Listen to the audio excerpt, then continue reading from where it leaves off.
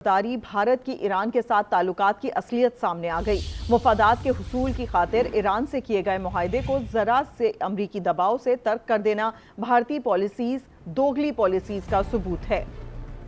भारतीय मीडिया के माशी रिपोर्ट्स के मुताबिक भारत ने पाबंदियों के नफाज से कबल तेहरान को अपनी तयशुदा $120 मिलियन की रकम अदा की थी। India reports global limited board पर मौजूद तमाम सरकारी नामजद डायरेक्टर्स ने इज्तमाई तौर पर इस्तीफा दे दिया है।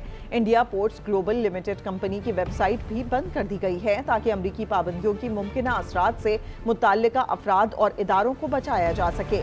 माहिरीन माशी उमूर के मुताबिक खदशा है कि भारत ने ईरान की चाबहार बंदरगाह बाज़ाहिर सरमायाकारी के लिए ली थी, लेकिन हकीकत में वो इसको मज़मूम अज़ाइम के लिए इस्तेमाल कर रहा था। माहिरीन ने खदशा जाहिर किया है कि इस बंदरगाह से मुमकिना तौर पर भारतीय खुफिया एजेंसी रॉ की सरगर्मियां जारी थीं। इसी पर बात करेंगे, हमारे साथ मौजूद ब्रिगेडियर राशिद वली साहब ने।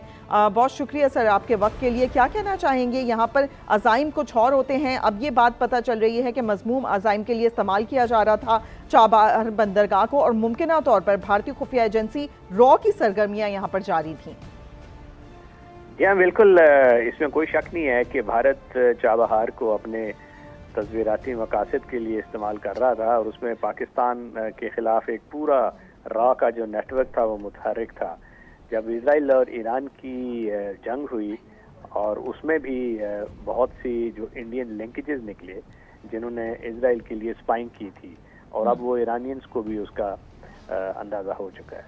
और ये देखिए कि ये किस कदर अपॉर्चुनिस्ट हैं कि जब पाकिस्तान की जो पोर्ट्स थी उसको नुकसान पहुंचाने के लिए इन्होंने गवादर में उसका एक अल्टरनेटिव ढूंढने की कोशिश की, जो कि ज्योग्राफी परमिट नहीं करती थी, मगर उसके बावजूद उन्होंने सरमाया लगाया। वहाँ से इवन अफगानिस्तान में शाहराहों की तामीर की तरफ भी गए। उनका इरादा ये था कि किसी तरीके से जो गवादर की अहमियत को कम किया जाए, और दूसरा अपना एक जो नेटवर्क है वो मुतहर्रिक किया जाए पाकिस्तान के खिलाफ भी, और इवन ईरान के खिलाफ भी वहाँ से वो काम कर रहे थे। जब मौका आया और थोड़ा सा दबाव आया तो उन्होंने अपनी रवायती बुज़दिली और जो डबल स्पीक है उसका मुज़ाहरा कर दिया है, और 120 मिलियन की वो जो अदायगी हुई थी उससे भी वो अब पीछे हट रहे हैं। और उसके बाद उनकी जो वेबसाइट है उन्होंने वो भी डर के मारे बंद कर दी है अमेरिकनों से कि ये ऐसा ना हो कि उन पे कोई किसी किस्म की। तो ब्रिगेडियर साहब, ये दो ममालिक के दरमियान में एक राब्ता था, एक मुआहिदा था, अब इस पे ईरान कहीं किसी प्लेटफॉर्म पे मामला उठा सकता है,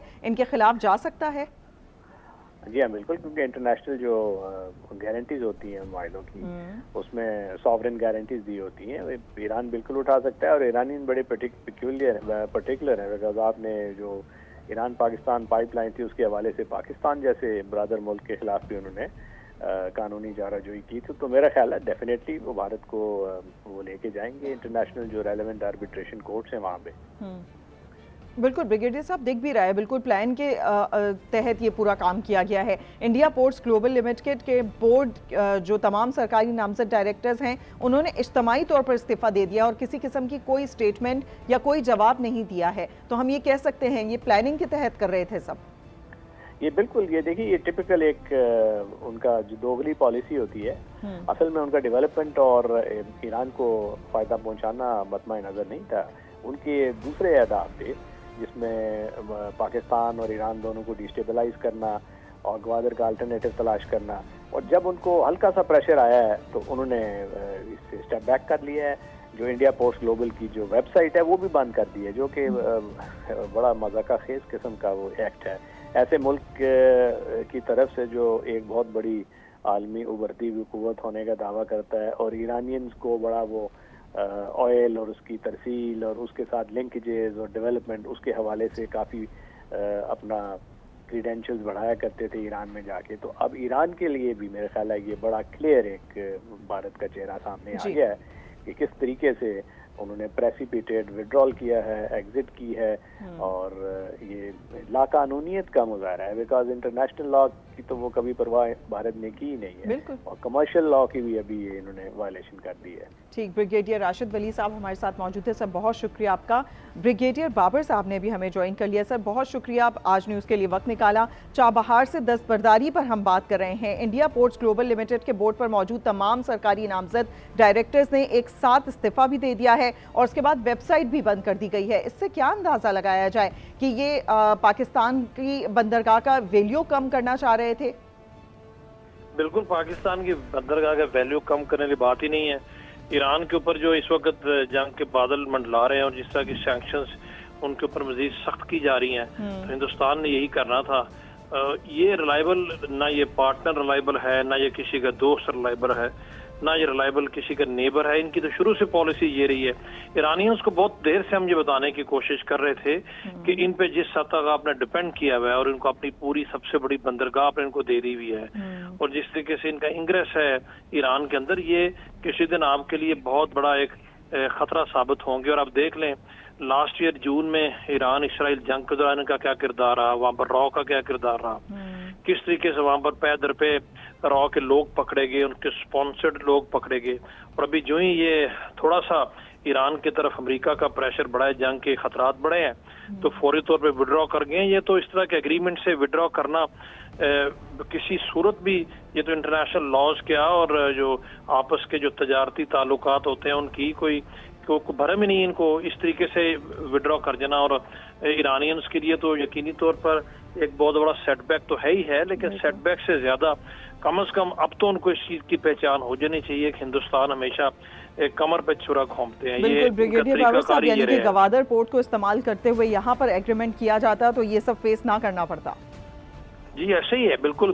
اگر اس وقت گوادر پورٹ ان کے نیبرنگ بھی ہے، ایران ہمارا ہمسایہ بھی نہیں، ہندوستان کو تو ہمسایہ بھی نہیں ہے، اتنی دور سے آ کے ان کو چابہار کا پورے کا پورا کنٹرول دینا، اور ہندوستان کی چابہار میں جو ایکٹیویٹیز رہی ہیں ہم سب کو پتہ ہے، تجارت کم، پاکستانی دشمنی زیادہ، اس وقت بھی ایرانین کو خیال نہیں آیا۔ چلیں اگر ابھی آ جائیں ان کو تو پھر بھی بہت بڑی بات ہے، ہم تو ان کے دوست اور ہم برادر اسلامی ہمسائے ملک ہیں ہی ہیں۔ ہندوستان کی طرف سے اس طرح کی حرکت کا بار بار کرنا، اور یہ دوسرے کچھ لوگ افغانستان جیسے جو ان کے اوپر اندھا دھند ان کے اوپر بھی مرتے چلے جا رہے ہیں، ان کے لیے سوچنے کی بات ہے کہ یہ کس قسم کا ملک ہے، کس قسم کے یہ لوگ ہیں، کیسے اینڈ ٹائم پہ آ کے آپ کو جو ہی تھوڑا کسی طرف سے کوئی خطرہ پڑے گا تو چھوڑ کے آپ کو چلے جائیں گے۔ بہت انفارچونیٹ ہے، انکالڈ فور ہے، اور میرا خیال ہے کہ ان کے ساتھ دنیا میں کسی کو بھی کسی قسم کا اگریمنٹ نہیں کرنا چاہیے۔ ٹھیک، بریگیڈیئر صاحب، ماہرین یہ بھی کہہ رہے ہیں کہ اس بندرگاہ سے ممکنہ طور پر بھارتی خفیہ ایجنسی را کی سرگرمیاں جاری تھیں، تو یہ بھی ان کا انٹرسٹ ہو سکتا ہے؟ نہیں، انٹرسٹ تو بالکل ہو نہیں سکتا، انٹرسٹ تھا را کی سرگرمیوں کا کہ تو بہت سارے ثبوت ہیں۔ جیسے آپ کو میں نے کہا لاسٹ ایئر جو جون میں کانفلکٹ تھا جو ایران اور اسرائیل کا، اس دوران بھی را کے لوگ یہاں سے براہ راست بھی پکڑے گئے، اور را کے لوگ جو ہے نا موساد کے ساتھ جو ان کا ایک اگریمنٹ ہے یا ان کا جو الائنس ہے، جو ان کا آپس میں ان کا جس طریقے سے تال میل ہے، وہ بھی سب کے سامنے ہے، تو پکڑیں گے۔ یہ تو کر ہی یہ رہے تھے، اور ہم تو کئی دیر سے بتا رہے تھے، اس وقت ہماری بات پہ یقین نہیں کرتے تھے۔ چلے ابھی ان کو although they have learned through a hard way، لیکن اب بھی سیکھ جائیں، اور ان کے اوپر کم از کم دنیا کے لیے ایک پیغام ہے، بالخصوص خطے کے ممالک کے لیے، کہ یہ کس قسم کے لوگ ہیں، یہ کسی اگریمنٹ کی، کسی انٹرنیشنل قانون کی پاسداری نہیں کرتے۔ وقت آئے گا تو آپ کو دھوکہ دے کے ایک سائڈ پہ اچانک ہو جائیں گے، اور آپ دیکھتے رہ جائیں گے۔ ٹھیک، بریگیڈیئر بابر صاحب ہمارے ساتھ موجود تھے، سر بہت شکریہ آپ کے وقت کے لیے۔